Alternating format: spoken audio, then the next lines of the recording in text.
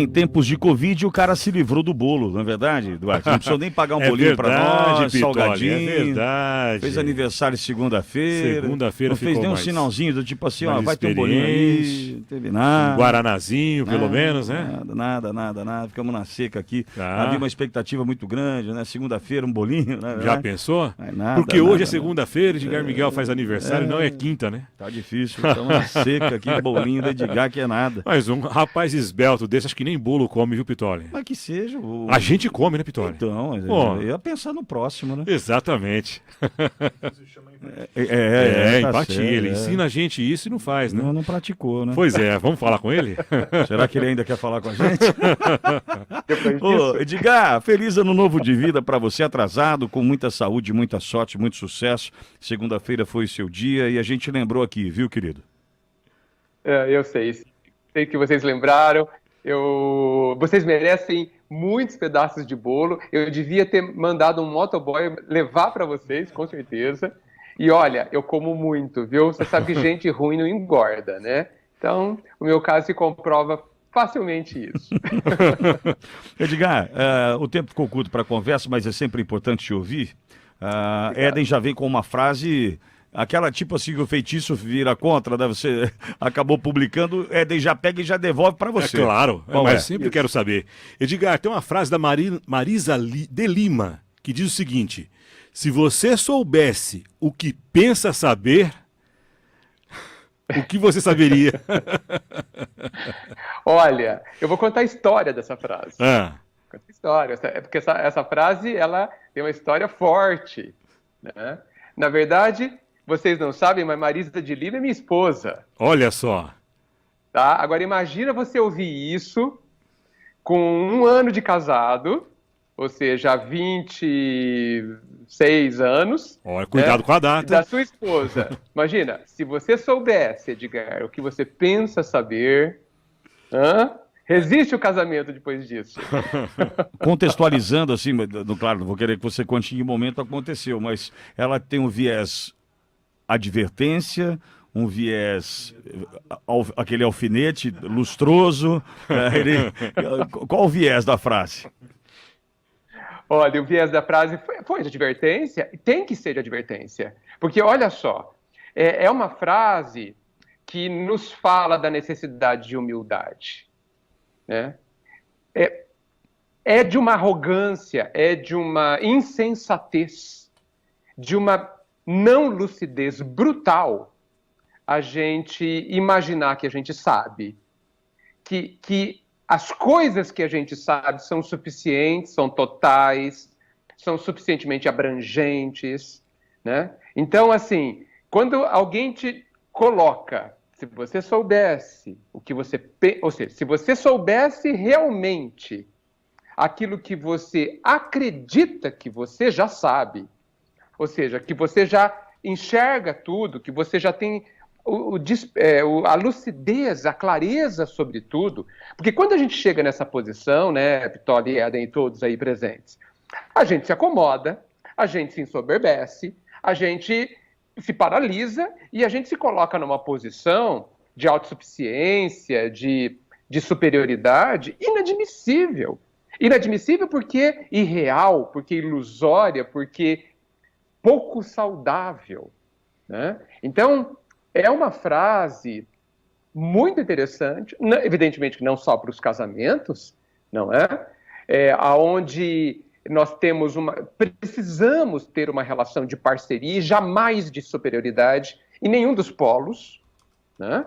É aonde nós precisamos caminhar lado a lado e não um à frente e o outro atrás, né? E isso é só um exemplo, né, da relação conjugal. Mas em relação a todos, a nossa postura de vida precisa ter um entendimento, como muitos já disseram ao longo da história da humanidade, que eu preciso entender que pouco sei e partir deste princípio, até para que eu me mantenha aberto a isso, né? Então isso é muito importante. Essa frase me deu uma perspectiva que é a seguinte: eu estou dentro de uma concha e abri uma pequena fresta. Tudo o que eu sei, eu vejo por essa pequena fresta. Ou seja, bem pouco. Pois não. Eu me lembrei também, seguindo nesse que o Edgar falou, que eu pensei em conversar com ele essa semana sobre isso. Aquele casal que foi flagrado, apareceu no Fantástico no domingo, Sim. em que a mulher fala pro fiscal, que o fiscal chama o marido dela de cidadão. Existe é justo? outra palavra para se tratar uma pessoa que está numa cidade? E ela fala, cidadão não, ele é formado, ele é engenheiro civil formado, muito melhor do que você. Então, quando você trouxe essa frase, eu já vinha com esse pensamento também, de a gente tratar sobre esse assunto. Se você soubesse o que você pensa que sabe, né? Se encaixa nisso também? Mas muito, né? Primeiro que, puxa, cidadão é uma posição tão nobre, né? Tão adequada, tão equilibrada, né? Sem desmerecer qualquer tipo de profissão, muito maior talvez que qualquer profissão, porque é muito mais ampla, maior nesse sentido, porque é muito mais ampla, né? Podia ser engenheiro, arquiteto, seja lá o que for, não importa, é cidadão, né? Fala da coletividade, da minha presença na coletividade, fala da necessidade de integração e da profunda interdependência que todos os cidadãos ou todos os seres vivos naturalmente têm. Olha, o que aconteceu naquela cena é a ignorância em ação, né? E eu não falo aqui ignorância como sendo algo pejorativo, como sendo uma depreciação à pessoa, mas alguém que ignora muita coisa, por isso tem tudo a ver com a frase, você fez um link fantástico, que ignora a maior parte das coisas, profundamente, que tem uma visão errônea, inclusive das palavras que está dizendo, né? E ouvindo, cidadão e todo o resto que ela disse. Então, assim, indica uma necessidade brutal de autorreflexão, né? De aumentar o nível de instrução também. Veja, eu não estou desmerecendo a pessoa.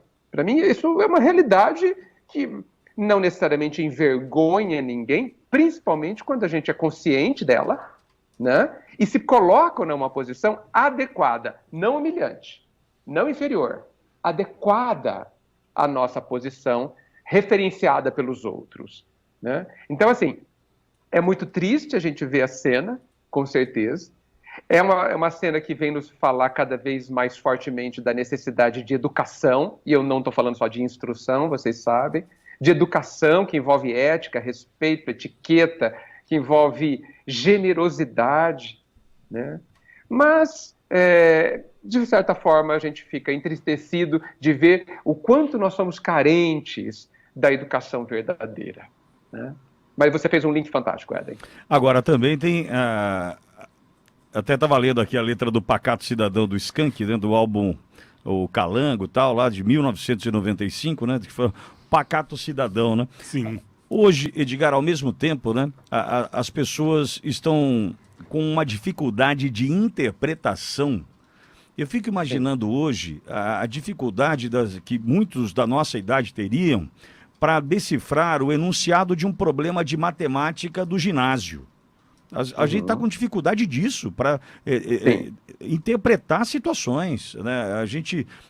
O que aquele cidadão queria era um fiscal, né? Sim. O cidadão, é claro, também não estou dizendo que esse é o caso, mas existem maneiras de dizer e maneiras de dar ênfase à palavra, né? Ô, cidadão, pega... Isso. Já mudou completamente, né? Claro. Ô, cidadão, por gentileza, o senhor poderia me atender? Né? Quer dizer, tem uma série de situações, mas também há hoje uma dificuldade muito grande de interpretar. É simples, Edgar. Corre para as redes sociais. Se você fizer um texto um pouquinho maior de 5 linhas, que 5 linhas? Hoje 3 linhas. Muito provavelmente você tenha menos adesão do leitor ou dos seus seguidores e com uma outra dificuldade que é a de interpretar, compreender e se posicionar. É capaz de sair te xingando depois. A gente tem essa dificuldade hoje, não tem, não? Brutal. Eu não sei como está o nosso índice de analfabetismo no Brasil, né? Mas já ouvi falar que nós temos um índice de 70% do analfabetismo funcional. Sim. Que nós sabemos ler, mas não conseguimos entender o que lemos. Ou seja, eu leio uma frase, mas eu não sei o que ela significa, o conteúdo dela, né? Então, assim,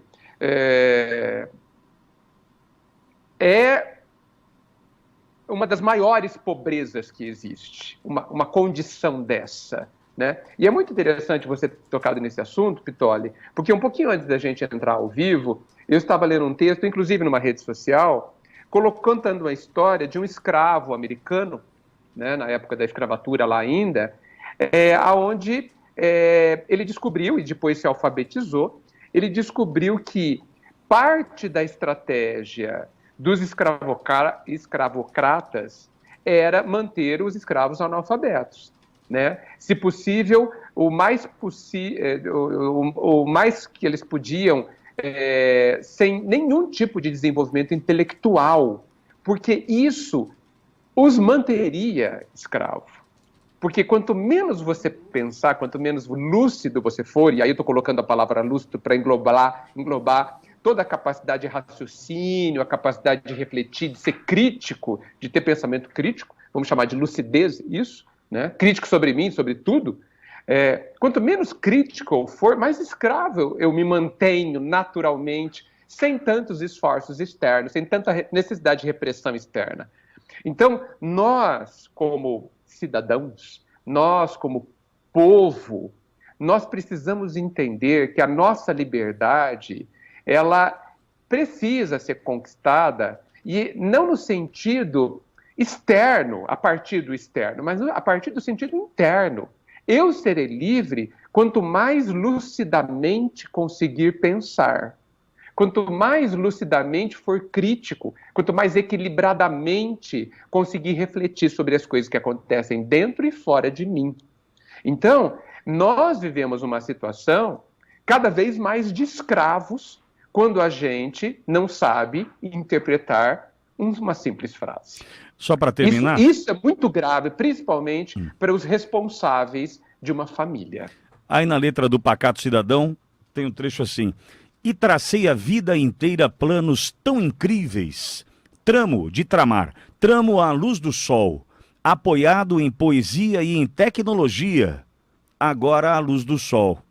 Veja, 1995, provavelmente essa letra anteceda isso. O celular chegou no Brasil em 1993 para ser comercializado. Tinha testes antes, eu sei, né, mas comercializado em 93. Então, mas já apoiado em poesia e tecnologia, agora à luz do sol. Quer dizer, o que a gente está vendo, o que a gente está vivendo, a gente está colocando ali, a gente está se expondo, não é verdade? Aí o Samuel Rosa ainda fala: para que tanta TV? Tanto tempo para perder? Qualquer coisa que se queira saber querer. Tudo bem, dissipação de vez em quando é bom. Misturar o brasileiro com o alemão. Pacato Cidadão. Edgar Miguel, até quinta-feira que vem. Até quinta-feira que vem, muita luz para vocês, a quem estou saudoso e a todos os ouvintes dessa cidade. Obrigado, querido. Edgar Miguel conosco. Éden, até amanhã.